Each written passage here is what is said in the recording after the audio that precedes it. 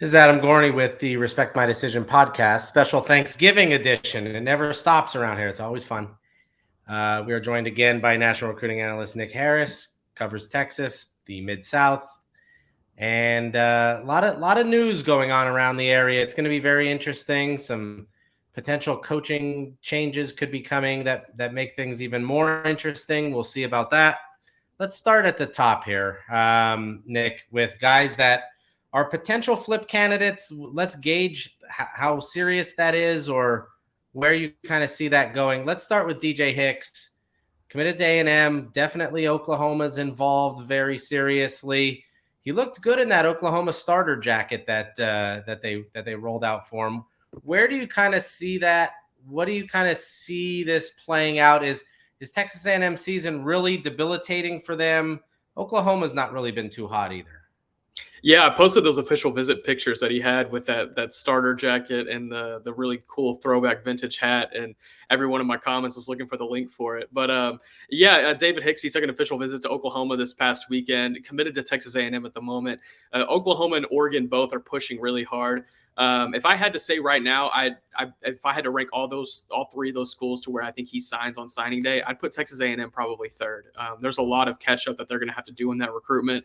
Obviously, the season has not gone what anyone expected for them, including the Hicks and Hicks's family. And Oklahoma, whenever he committed to Texas A&M, which was a surprise to a lot of people, including Oklahoma, they didn't get the phone call until about 10 minutes before he made it public that he wasn't going to be going to Oklahoma.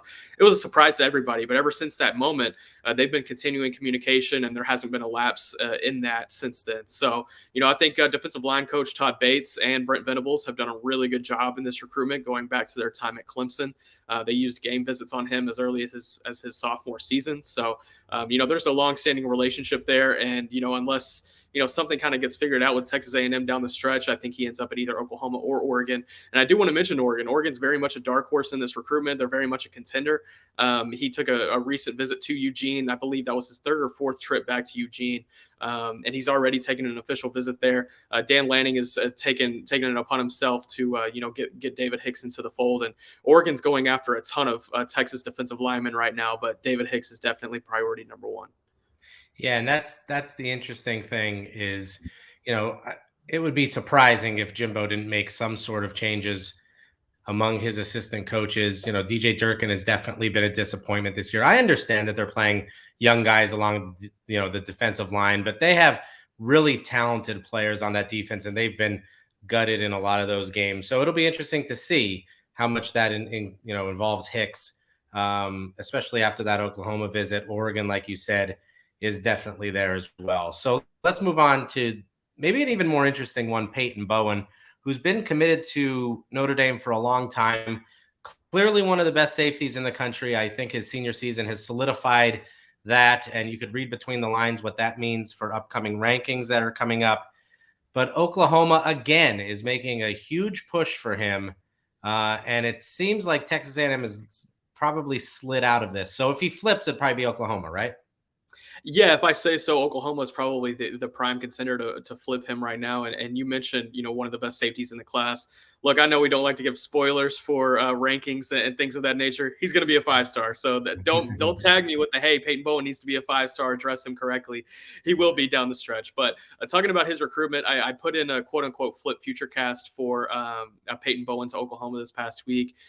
He took a trip to Norman this past weekend. Had a great time with friends and the family that was able to join him on that trip as well. He has his quarterback there, Jackson Arnold, that is committed to Oklahoma. He's at Denton Geyer with him as well. He's in his ear almost every day trying to get him to Norman too. There's people around Bowen that want him at Notre Dame. There's people around Bowen that want him at Oklahoma, but it sounds like it's going to come down to what Bowen wants at the end of the day. So, whenever signing day does approach, I'm curious to see what that final decision will be. But right now I expect it to be Oklahoma. Yeah, and what's crazy and what speaks to Brent Venables and his recruiting prowess and nonstop ability to do this is that they're 6-5 right now, a disappointing season in Norman. They could finish 6-6. The game at Texas Tech could always be tricky. 7-5, no one's thrilled with, and yet could still flip 2 5-star players at the end there. So that could be definitely something to watch. Anthony Hill. It seemed like he took a visit to Texas and everyone thought he was going to commit on the visit. Didn't happen. Is it still Texas and he's just waiting for a specific day, or what's going on? Yeah, all of the buzz that I got out of Texas's big visit weekend, whenever they hosted TCU a couple of weeks back, all of the buzz surrounding Anthony Hill was still positive, and that was something that I was specifically checking for after he did not commit during the visit. We had heard some rumors that he might make the his commitment pregame before the TCU game kicked off. Obviously, that didn't happen, but we're looking forward to seeing what Anthony Hill will do in the coming weeks. Denton Ryan's season is over, so he'll be focusing on recruiting almost exclusively down the stretch. I don't think he takes it all the way to signing day as I initially thought. I think last time I was on this podcast, I initially thought that, but I think he wraps it up early December. Okay, so Anthony Hill, definitely. I still think Texas, no doubt about it. I'd be very surprised if anything else happened. Javian Toviano, still LSU, right? I mean, he's just kind of waiting for the date, or is there some kind of surprise here? Is something kind of going on behind the scenes? It's hard to really know, right? Man, like I've said from the jump, I think with Javian Toviano, if you think you have a pin on what he's going to do, you don't. If I had to, rank the contenders right now, number one is LSU. They're still doing a really good job of communication down the stretch. Arlington Martin's season did end this past weekend, so looking at what he could do as far as his recruitment down the stretch. I know he's mentioned wanting to get out to Texas for an official visit. He didn't ever make it in for the TCU game for an unofficial visit, so I don't really see there being mutual connection there. Texas A&M is going to try to get him back on campus as well, but as we mentioned earlier in this podcast, it's going to be kind of tough for Texas A&M to close on any of their targets down the stretch. So that kind of just leaves LSU, and LSU has been in the picture since the very beginning, and it looks like they're going to have the advantage down the stretch. Yeah, when it comes to A&M, I think we're going to see a ton of guys go into the portal, whether by their own choice or by Jimbo's. And then I think you're going to see a ton of guys that Jimbo's going to be recruiting from the portal, just to fill up some of these holes that are obvious. One more guy in Texas, Kendrick Rosano.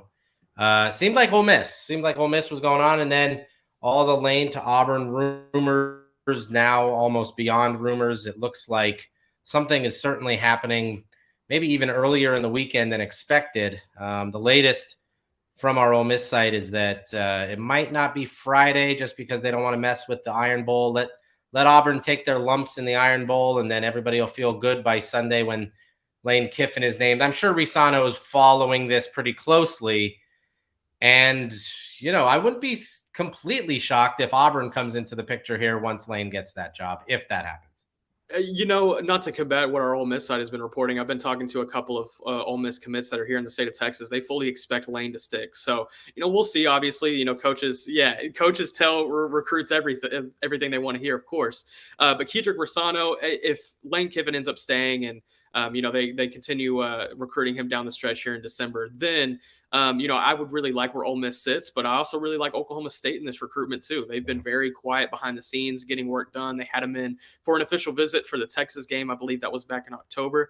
Oklahoma State very much in the picture. Texas A&M could come in late, especially if they lose a couple running backs to the portal. I know LJ Johnson is already a name that I've heard that will almost certainly enter the portal once it does open. So they might need to fill some holes with some guys. Rosano could end up taking a visit to College Station if he does land that offer, but we'll just have to see how that goes. Real quick on one guy in Louisiana, Derek Williams. Does he stick with Texas? Has LSU's success this year kind of convinced him to stay home? It seemed like he didn't really these Louisiana kids, they talk a good game, they take visits, and then they all end up at LSU basically. Now they're finally really, really good again, and he's going to Texas, and a lot of those top end guys are going, Arch included. Does he stay at Texas? Does he flip? Is Alabama still in this? Where does Derek Williams sit? See, you finally got me with one here, Adam. He's one that's really quiet, and it's tough to get any real intel on his recruitment. So I am making the 6.5-hour drive to New Iberia, Louisiana this weekend to see Derek Williams, and hopefully we'll have an answer next week. But based on what I've heard in the previous weeks, LSU definitely is still very much pushing in this recruitment. They're trying to sell the season that they've had. They've had a lot of success in the secondary too. I think they've been really overachieving just on the defensive side of the ball in general. As a whole they have been, but especially on the defensive side. And they're selling that to Derek Williams. Alabama is still in the picture trying to push as well. So, but they're kind of filling up in the secondary really quick. So we'll see if they have a spot down the line for him. But Texas really likes where they sit as far as if they can sign him on signing day. Arch Manning is in communication with him almost daily. So, there's been a really big push from Texas to keep him in the class as well. He's one of their more highly coveted defensive targets. Last thing, and I hate this. I hate not being served softballs on podcasts where I could just talk about a specific topic, and I hate these kinds of questions, but I'm Very good. going to ask you one.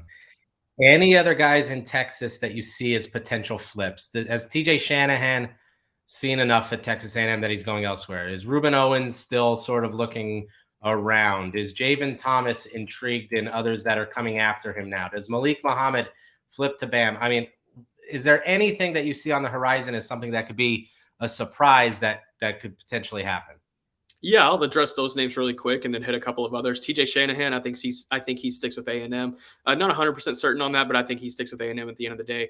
Javon Thomas, talked to him this past weekend. There's an article out on Rivals.com about what his plans are in the month of December. He plans on taking official visits to TCU, Texas A&M, and Texas Tech. I really like where TCU is here. I think their season has really convinced him that, staying home and the Dallas-Fort Worth Metroplex is definitely an option. And then Texas Tech, he has a lot of connections out there in Lubbock. A former head coach at South Oak Cliff is Emmett Jones, who's a receivers coach out at Texas Tech. And then obviously Joey McGuire coached at Cedar Hill, which is down in the southern Dallas area as well. So a lot of connections to the DFW area out there in Lubbock. Javon Thomas and his family have known a lot of that staff for a long time. So wouldn't discount the Red Raiders at all either. LSU was in the picture for Javon Thomas for a little bit as well, but I don't see them, pushing too hard down the stretch. I think he ends up staying in state anyway. And then Reuben Owens, Ohio State is, monitoring very closely, trying to get him in for an official visit, as soon as this weekend for the Michigan game. And there is still some undecided factors in the Reuben Owens household on if he will go to Ohio State this weekend.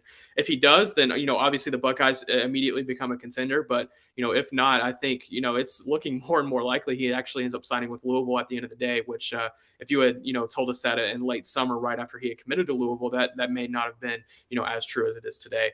Looking at some others, Anthony Evans, the speedy receiver, committed to Oklahoma. Georgia is very much trying to, push for his commitment, but, they're pushing for a couple of other receivers too, and they could fill up down the stretch. That's something I think he would need to do here pretty soon to, lock in a spot if he wants to end up at Georgia. And that was another commitment that kind of flipped around last second. Waking up the morning of his Oklahoma commitment, I've put this on the Oklahoma site.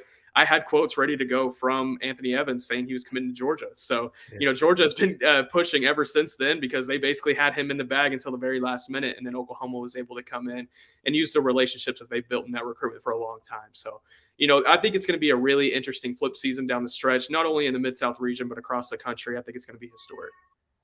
Perfect. That is National Recruiting Analyst Nick Harris. I am Adam Gorney. That is the Respect My Decision podcast. Enjoy your turkey. Bye.